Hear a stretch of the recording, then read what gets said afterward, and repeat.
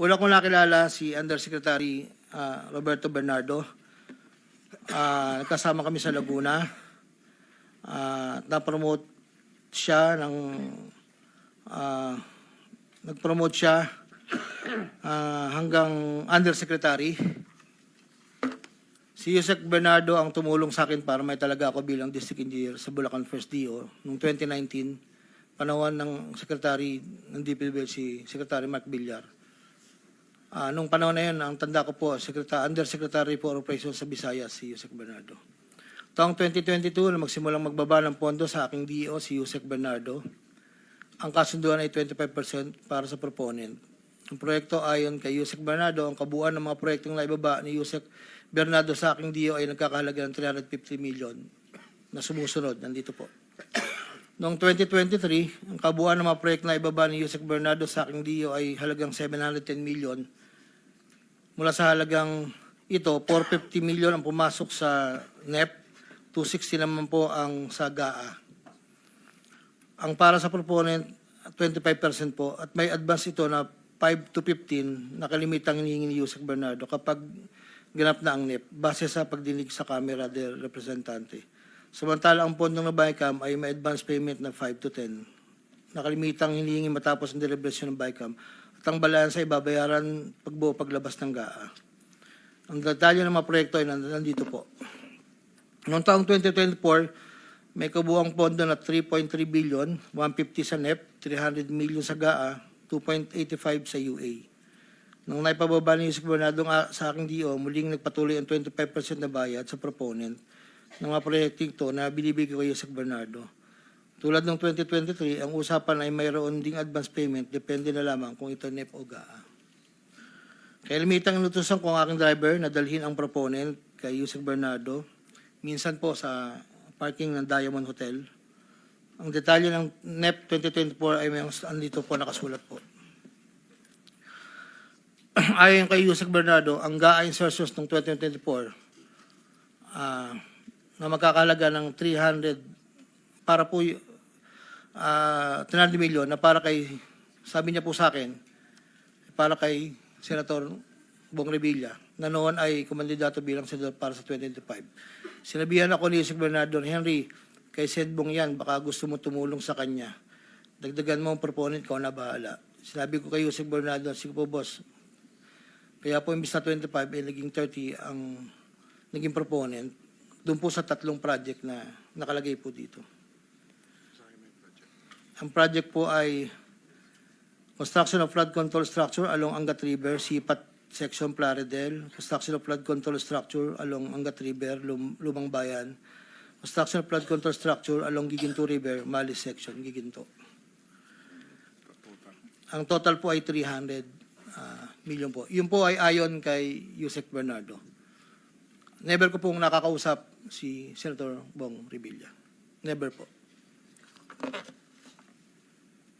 Makikita sa listahan ng mga proyektong galing sa U8 2024 na hindi lamang flood control ang mga proyekto, subalit ang proponent ay naglalaro sa 25 hanggang 30%. Noong taong 2025 ay may kabuuang halaga na 2.55 billion ang naipababa ni Yusek Bernardo sa aking DO. Tulad ng mga nakaraang taon, ang proponent ay natiling 25% sa kabuuang halaga ng pondo na naibaba ni Yusek Bernardo sa aking DO. Ang detalye ng proyekto ay nandito po. Marami po ito.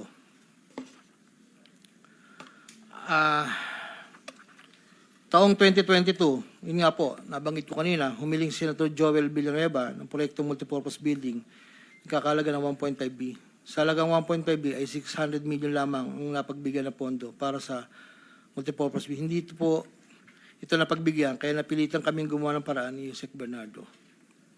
Hindi humingi ng partikular na proyekto o porsyento si Senator Joel, pero inutos ni Yusek Bernardo na bigyan na lamang ng proyekto na may katumbas na 150 million na proponent.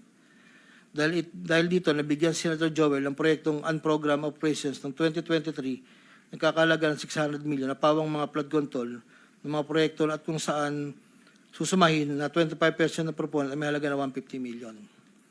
Hindi alam ni Senator Joel na flood control ang mga proyektong nailan sa kanya dahil ang aking pagkakalam ay ayaw po ni Senator Joel ang project na flood control. Ang halagang 150 million dila ko sa rest house sa Barangay Igulot, Bukay, Bulacan na iniiwan ko po sa tao niya na ang nagangalan lang pong Peng. Sinabi ko kay Peng na pakibigay na lang kay boss, tulong lamang yan para sa future na plano niya. Hindi po nila alam na doon galing yon sa flood control.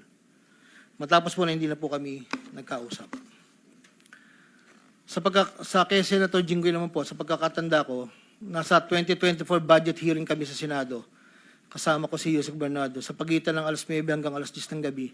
Habang kami naghihintay, tinanong ako ni Yusek Bernardo kung meron pa akong gustong lagyan at meron pang available na 355 si SJE. Ayon po kay Yusek Bernardo.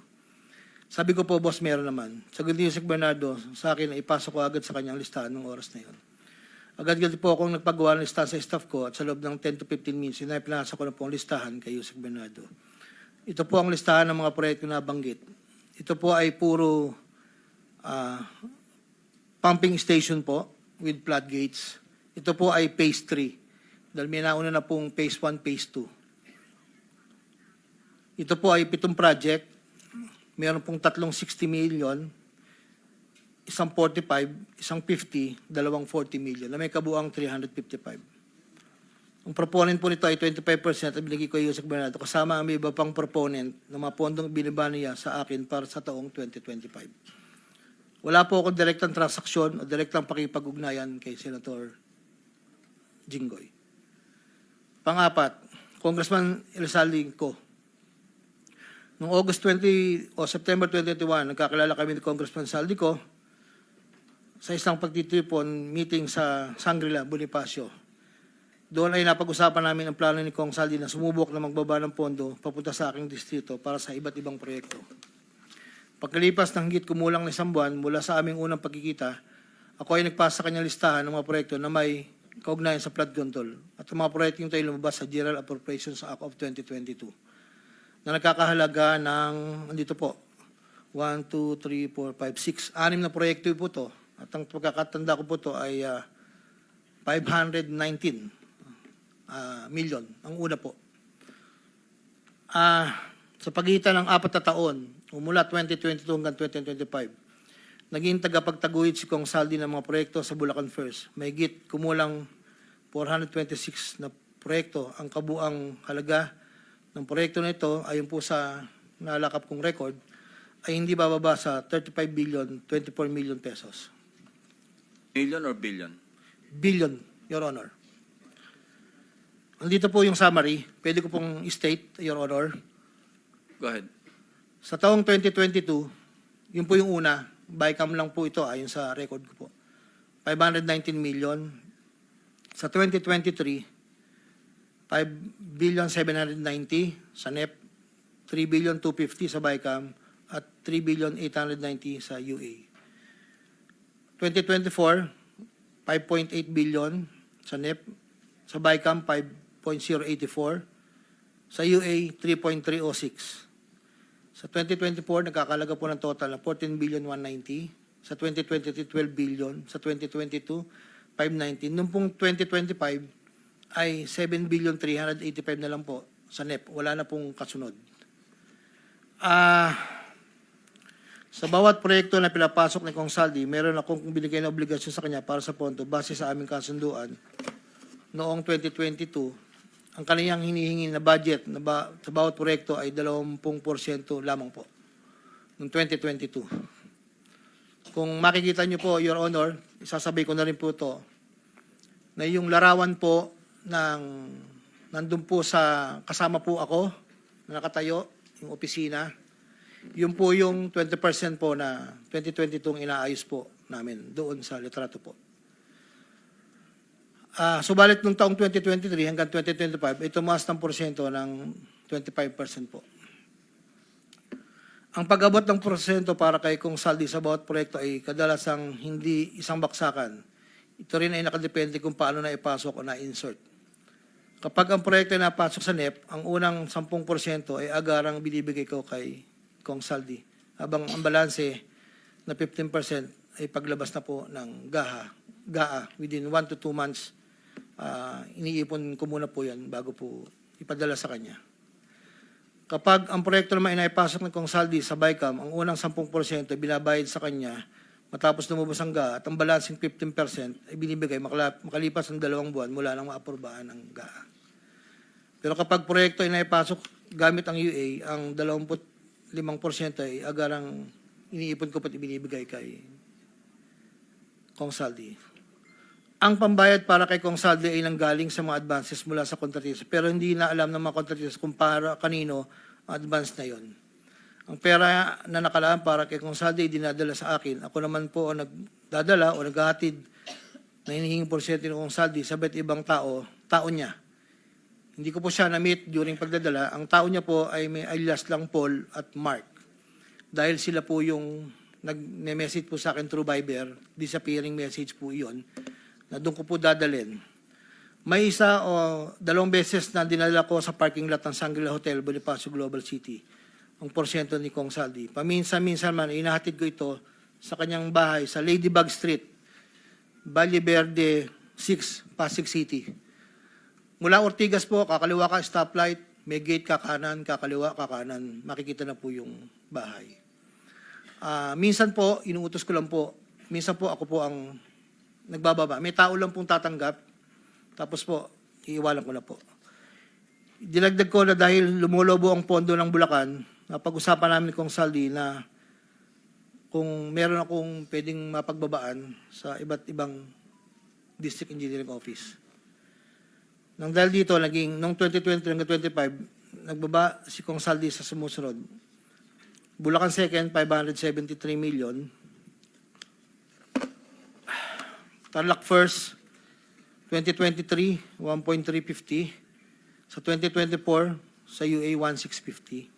Tarlac 2nd, 925. Tapos 2024, 1.025 billion. Pampanga, sa 2023, 1.125 billion. 2024, 75 million lang po. Wala pong alam yung mga tao doon na DE. Ako lang po ang kausap nila. Hindi po alam nila yun ay kay Kong Saldi. Dahil ako lang po, hindi ko po pwedeng sabihin kung saan nanggagaling. Ito po, ang mga iba naman pong nagbababa ay nakilala ko ang kumpanyang Pearlstar.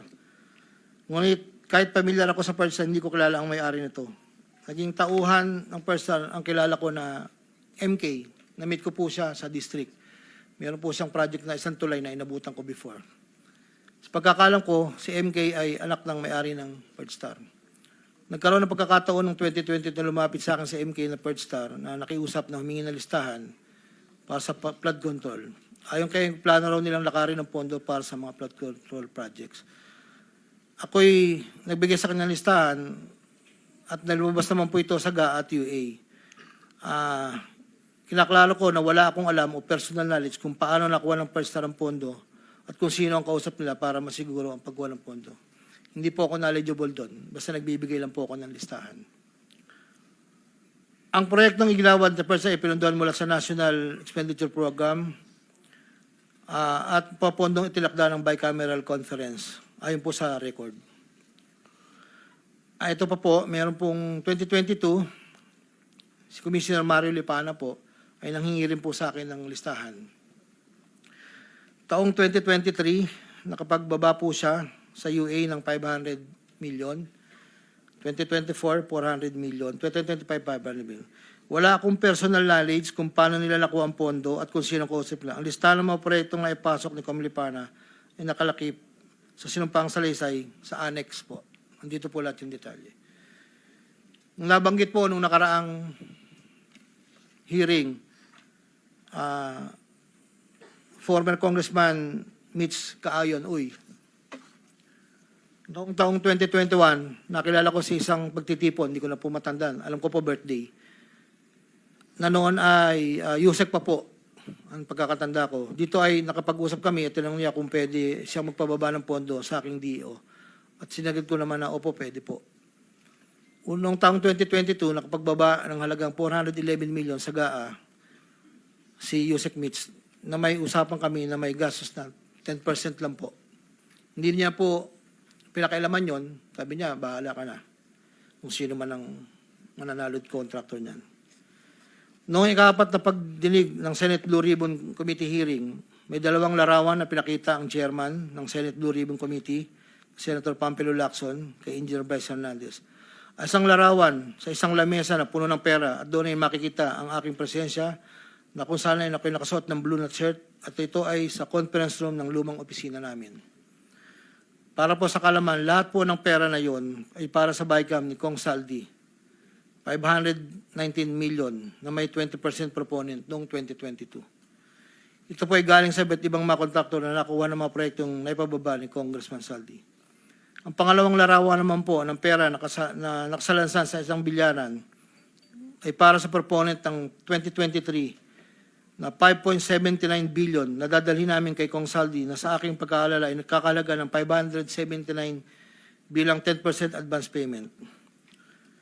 Aking nireserba ang aking pagpasa sa karagdagang sinumpang salaysay kung sakaling ito ay mabibigyan muli ng pagkakataon. Ginagawa ko ang sinumpang salaysay na ito upang pakita ang aking kusang loob na pakipagtulangan sa sinasagawang bisyon sa Senado, sa House of Representatives at iba pang ahensya ng pamahalaan kaugnay ng mga anomalyang proyekto ng DPWH at upang matuluyang palagutin ang lahat ng mga taong sangkot. Ilan po, Your Honor.